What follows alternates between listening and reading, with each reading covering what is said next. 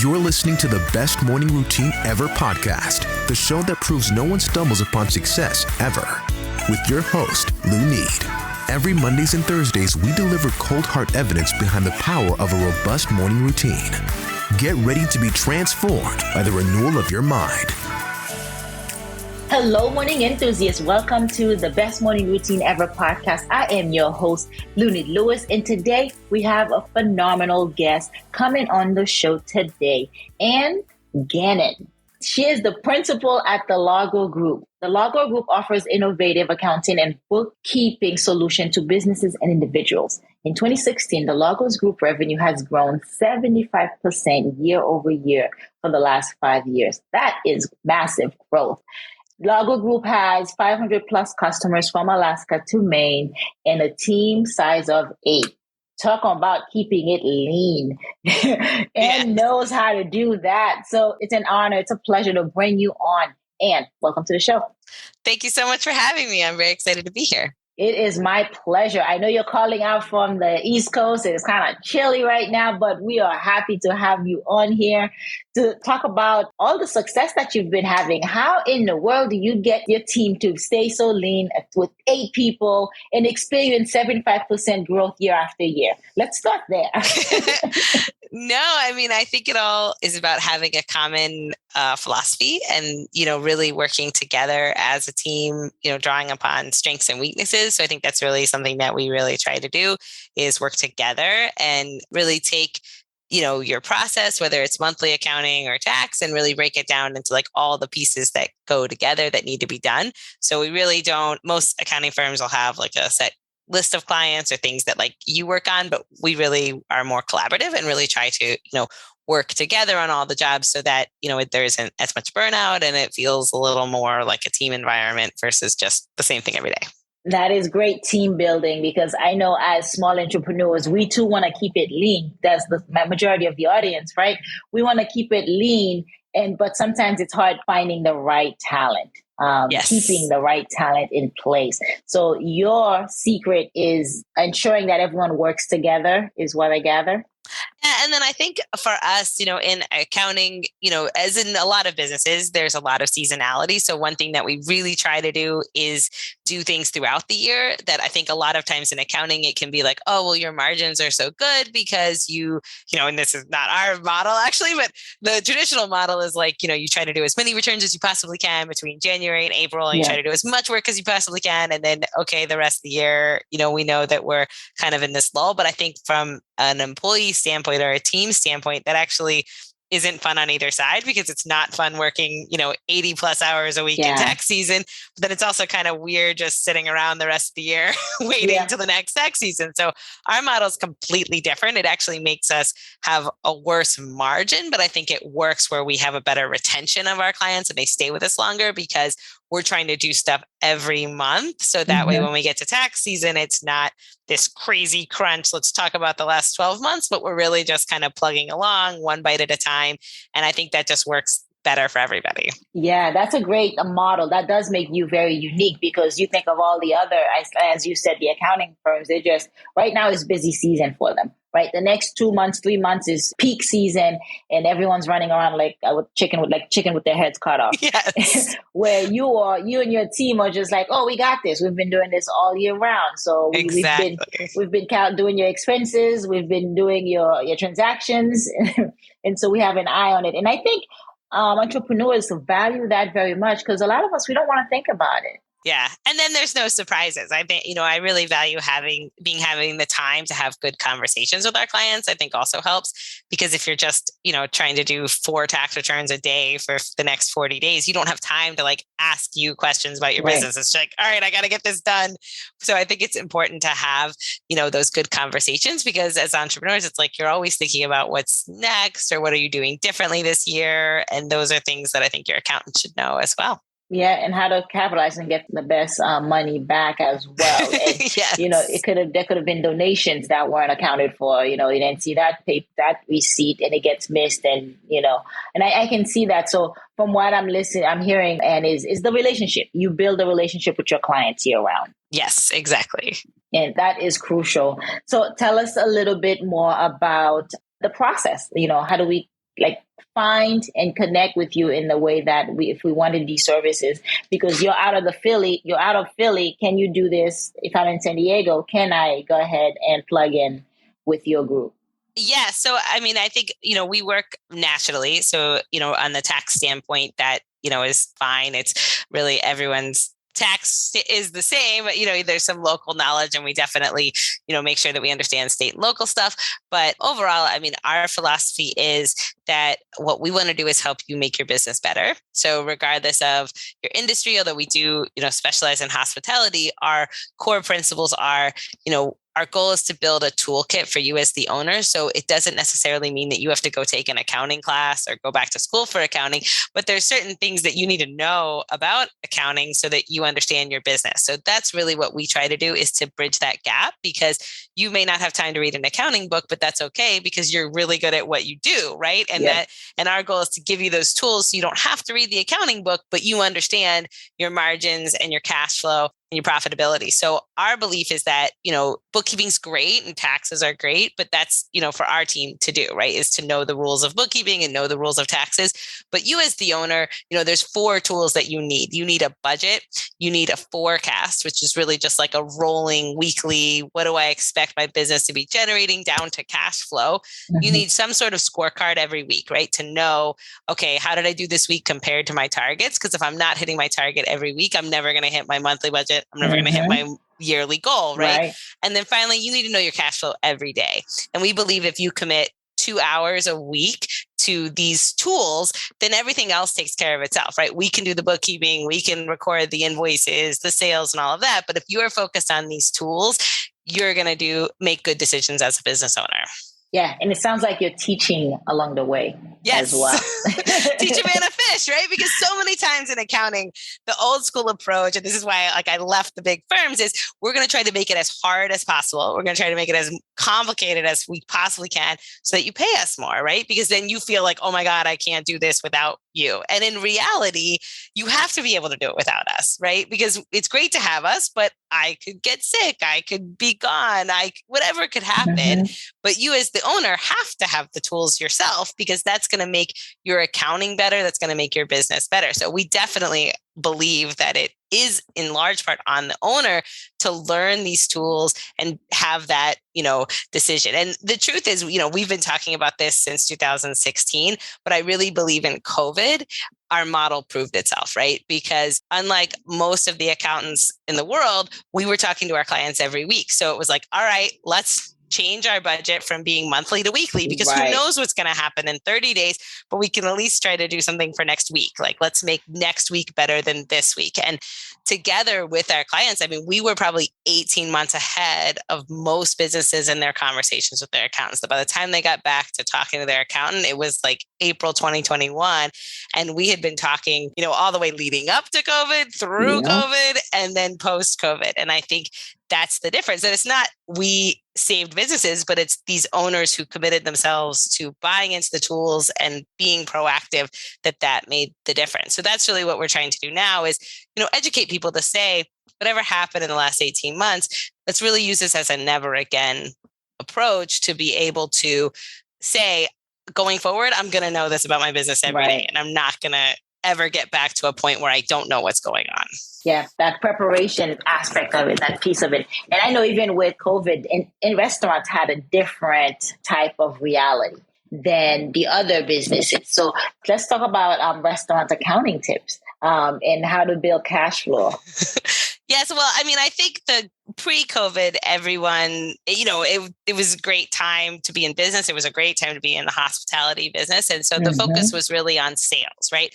I want to grow my sales by 10%. I want to grow by 15%, whatever it was. The top line was really what everyone cared about. And what we sort of lost sight of, because everyone was in growth mode, was the bottom line, right? That a lot of times you had people who maybe had 2 or 3 locations, but the profitable locations then funded, the new location. And it was sort of this like churning model of like, we're going to continue to grow and things will always be good. And I think what the lesson of COVID is a lot of those business owners had never stopped to take care of themselves, right? Who had never stopped to really make sure that they had taken money out of the business, that they had built their own nest egg, they had built their own savings account. So you had people who had been in business 35 years, incredibly profitable, right? $8-10 million combined in their locations, who had no retirement, like had nothing, had always assumed that things will go on forever. And I don't need to protect myself the same way I would if I was working for a corporation and had a 401k and things like that. And I feel like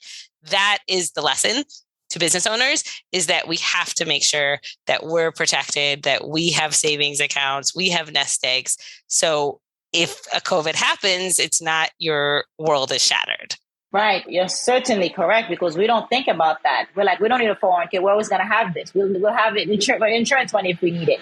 We'll be covered. And so it really is eye-opening that we have to think in that same mind frame of nest egg, putting something away so that if a pandemic takes place, that we will be covered. Yeah. And I feel like for the restaurant industry, because they were so hard hit, they saw it much worse, but it's a lesson for every business owner. So if you weren't in the restaurant business, it's still something you got to think about. But I feel like at least for the restaurant industry, they know that that's the case. I mean, all of a sudden overnight, you still had, for most restaurants, especially with how high volume they are, there's so much money that goes in and out every day, right? So you have big payrolls and you have big bills, and just getting food in your restaurant for a weekend can be $10,000. Right? You're just writing the check to your vendors. And so I think the craziness of cash flow for 2020 was most of these restaurants still had a full payroll, right? Because it's always at least a week behind, if not 2 weeks. So when the shutdowns happened and revenue went to zero, most people had a full payroll and they had 30 days of vendor bills. And so the cash flow that they were all of a sudden in the red was hundreds of thousands of dollars. And who would have ever thought your sales were going to go to zero? But it's a good eye-opening lesson to say, okay, if that's what could happen, and things happen, hurricanes, earthquakes, like it might not be a pandemic, but things happen. So if that's the case, what is the cash flow that I want to say never again to? I always want to have at least X amount of my bank account. So I know that if that is to happen, because we also saw the other side of it, right? Things came back. Eventually people came back in their restaurants, and eventually people ordered takeout and they were able to pivot. But just remembering that gap and saying, okay, I know now that I will always have 2 payrolls in my cash. I'll always have 3 payrolls, whatever it is, I think will change the way a business owner thinks about their business. Yeah, absolutely. So with that mind frame of how to think about your business and how to think long term, what is something some people can do weekly to ensure that they improve their accounting so that it's not a big surprise at the beginning or the end of the year for them? I think it's truly knowing your cash flow. As silly as it sounds and as easy as it sounds, I believe it's literally tracking your cash balance every day and being honest with yourself about how much cash your business really generates, right? Because I guarantee it's probably a little less than we like to think. Because entrepreneurs, we're positive, right? We're like, but if sales are this, then I am killing it. But we need to be realistic too. And we need to be honest to say, okay, I know my business could do this, but where we are right now, not pie in the sky, this is really how much cash is coming in every week. And to do that, I really think it's as easy as writing down your bank balance every day. Like fundamentally, is it going up every week or is it going down every week? And from there, it will change the way you think about your business. Because even if you do that for 30 days, you'll see, okay, it went up by 2,000. Well, did I spend stuff personally out of my business that caused it to go up less than I thought? Or is there stuff I didn't pay? And so it went up 2,000, but I have more bills. Just that fundamental question every day. I really think that's a mindset shift for most business owners without having to get in the weeds of like accounting 101. Right. I was also thinking, you may have gone up $2,000, but is your credit debt right. $1,500 exactly for that week? And so it's not cash. Right. And I think inherently you'll start to see that like, oh, but I paid the credit card bill the following week. So now I'm back down again. Yep. I mean, just doing that for 1 month, 2 months, it will change the way you look at your spending. Yeah, I like that actionable. Do it. You can do it now to see it, because that's how habits work, right? You don't do it because you see the benefits right now. It's more of like it's not any immediate gratification at all. It's more of a long-term benefit that if you do one every week, every month, that it compiles to giving you the results that you're not surprised, two, you have cash flow, and three, you are on top of it all year round. And exactly. So, yeah, no, speaking of habits, I'd love to hear about your habits. How do you get up, dress up, and show up? How does your habits contribute to your success? Yeah, so I do the same thing. And that the cash flow check is the first thing I do every day when I come to work, because I'm a business owner too, right? And entrepreneur. And so I think that has definitely helped. It's something that I started at the beginning of COVID, and I feel like it helps, me from feeling overwhelmed in cash flow and in things like that. The other thing I really believe in is, having like a morning workout. I think mentally that can really help, because, one thing that's hard as an owner is you just feel pulled in so many directions. But I think if you're able to have that good mindset in the morning and work out first thing. So I'm going to force myself to work out every day, at least 30 minutes before I, do anything else. I don't allow myself to check my email or anything before I work out, because I found that otherwise you just get sucked in and you put it off. And so I turn my phone off at like 6:00 every night. I actually this year invested in a private phone. So because everything was going to my cell phone, and it was like so hard to disconnect. And I feel like the stress of, the last 2 years has been a lot. So the thing I treated myself to is to have like my own cell phone so I can turn my work phone off. Then just if I have like friends or whatever, can just still text, but work phone's off. And then it doesn't go back on until after I work out and meditate for at least 10 minutes. And then I turn it on. And I'm like, all right, here we go. So then you're prepared. You're primed for the day. Yeah. Yes. That notion, don't touch your phone before you take care of yourself, is real, because once you open it, there's a text, there's a chat, there's an email. Well, that's everyone's agenda for you. Yes. It's not your agenda. And when the minute you open it, you relinquish your own agenda to the rest of the world, to the business. Yes, it is your business, but you still have to have those boundaries, because if you're not well and you show up and you're not making rational decision, your business suffers. Yeah. And so I am totally with you. Like, working out in the morning is a must. Meditating in the morning, it gives you more energy. It makes the day, it really makes a difference of you being able to go hard and go strong for, let's say, 4 hours, and you can go for 10 hours. When you do meditate, when you do work out, you get that energy boost, and you are productive, you're calm, you're collective, and you are able to kind of process and get in the groove and get in focus mode. And that's the power. That's the power behind our morning routine, how it kind of translates back to our business and to our work life. Yes, definitely. Yeah. So meditation is only 10 minutes for you. You keep it simple. I try. I mean, by that point, I'm always like, I gotta go. But at least 10 minutes, But yes, I would say that's probably one of my New Year's resolutions this year, is to do better at the meditation part, because it does feel like it gets a little rushed. But yes.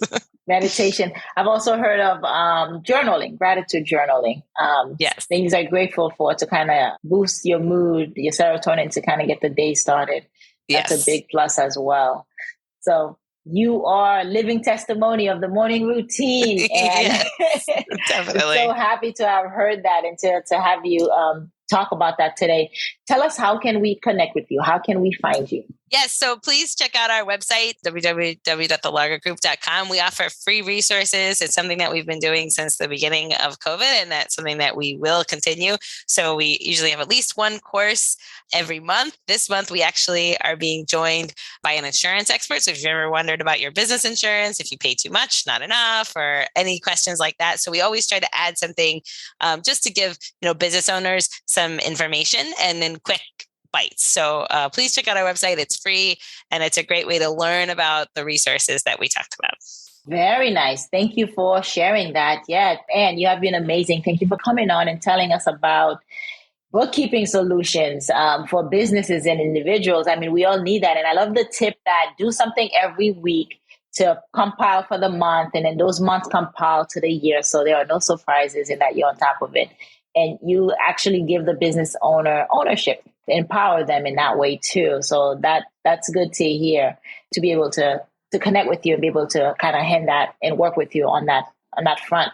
It's been an honor, a pleasure having you on. Thank you for coming. Thank you so much. It was such an honor to be here. Excellent. Is this a digital wall calendar and family planner? Can I use it as a digital frame?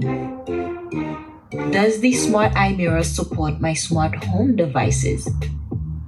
I am glad you asked, because it does. With everything you need in one place, Smart Eye Mirror can help you stay informed at a glance. The following are just a few examples of how you can customize your screen. Alexa, turn on Smart Mirror. Okay.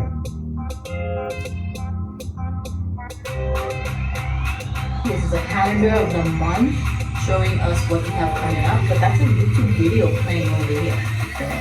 Picture digital photo album, but if you look at the time, we have the date, the time, but also an affirmation: love is patient, love is kind.